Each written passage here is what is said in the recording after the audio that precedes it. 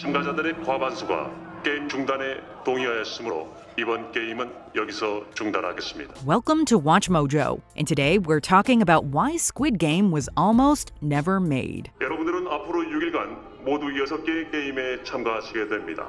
6개의 게임을 모두 이긴 분들께는 그에게 상금이 지급됩니다. This time around, we'll be discussing the obstacles and pitfalls that could have prevented the world from watching this popular series. If you haven't seen all the episodes yet, beware of spoilers ahead. What fact about the making of Squid Game surprised you the most? Let us know in the comments below. In 2021, Netflix introduced the entire world to a series about adult contestants playing children's games for a life-changing cash prize. Unfortunately for the competitors, losing has fatal consequences. The show's charismatic characters and high-stakes action quickly took the world by storm. It became so popular that sales of white vans increased by over 7,000% so people could look like some of the characters for Halloween. Damn, Daniel. Damn, Daniel, back at it again with the white vans. Surprisingly, there was a time where it looked like we wouldn't see a single round of the deadly Squid Game on TV. To understand why, we have to talk about the mastermind behind the hit sensation. And before you ask, no, we're not talking about the sweet old man that fooled everyone during the events of the show. 대답해! 왜 그런 짓을 했어? The series was created by the immensely talented Hwang Dong-hyuk. As a child, he used to play a game known in some regions as Squid with his friends. 우리 동네에선 그 놀이를 오징어라고 불렀다.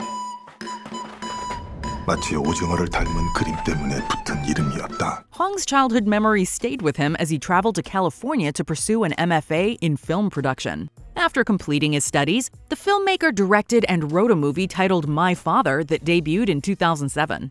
While the film did fairly well with critics and audiences, it didn't immediately turn him into an overnight sensation.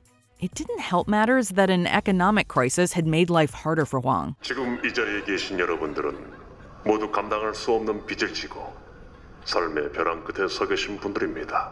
After a particularly rough patch, he found himself relying on family to support him while he was trying to build his career.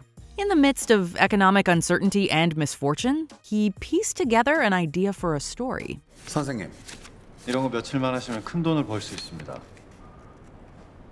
한번 해보시지 않겠습니까? After spending a large amount of time reading stories about various deadly competitions, Hwang began thinking about what would get him to jump into one of these fictional games voluntarily. 많이들 돌아왔니? 그러게요. 다들 힘들었나 봐요. And the answer was a huge sum of money. Hwang decided to take this idea and turn it into a singular film. He worked in the Squid Game he played as a kid while naming a few characters after his old friends. 한국적이고 게임들로 이런 서바이벌을 다룬 작품이 하나 나오면 재미있을 것 같다는 생각을 했었어요. After working on it throughout 2008 and finishing the draft in 2009, he started trying to get the project made. Unfortunately, there weren't any takers. Production companies seemed uncomfortable with the concept's brutality and bleak tone. Eventually, Hwang decided to stop pushing for this concept and to focus on other projects. And this turned out to be an extremely smart move. 뭐야, 완전 멋진 터져. 아니, 어떻게 거기서 그런 생각을 다 했어? Hwang wrote and directed 2011's Silenced to bring more attention to a series of terrible events that took place at a South Korean school. Not only was the film critically acclaimed, but it actually inspired the country to reform an existing law. After creating this impactful film, Hwang directed a much more comedic story called Miss Granny. The movie followed an elderly woman who suddenly becomes 20 years old. While it kinda sounds like the Zac Efron vehicle 17 again, Miss Granny was the much more successful of the two films. You stop staring at me. It's freaking me out. It's freaking me out! I'm pubescent! Hwang's movie became financially successful and inspired a bunch of remakes. While he could have kept developing new ideas, he decided to ask Netflix to give his old concept another shot in 2018. 뺨 한 대 10만 원 까드립니다.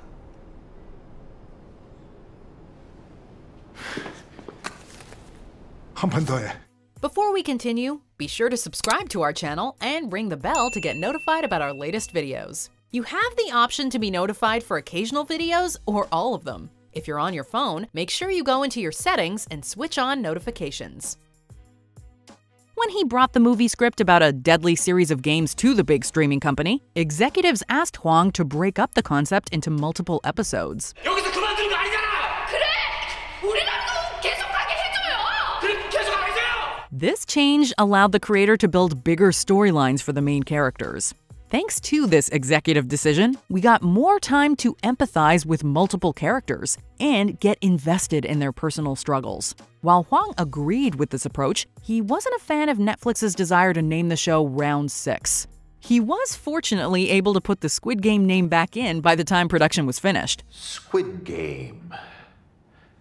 What an odd name. Unfortunately, the stress of writing and directing all the episodes single-handedly caused him to lose a few teeth. 제일 어렵고 두렵고 한 촬영이었어요.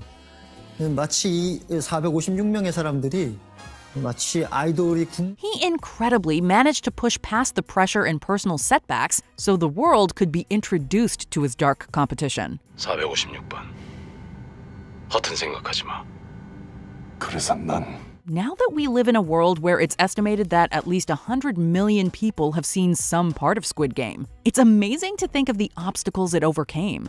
Squid Game, shattering records, now officially the most watched Netflix series of all time. Creator Hwang Dong-hyuk couldn't get anyone to support his initial version of the concept.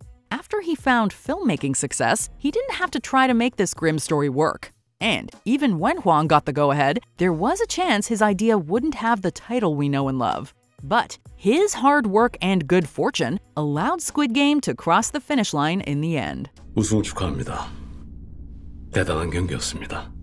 Do you agree with our picks? Check out this other recent clip from WatchMojo. And be sure to subscribe and ring the bell to be notified about our latest videos.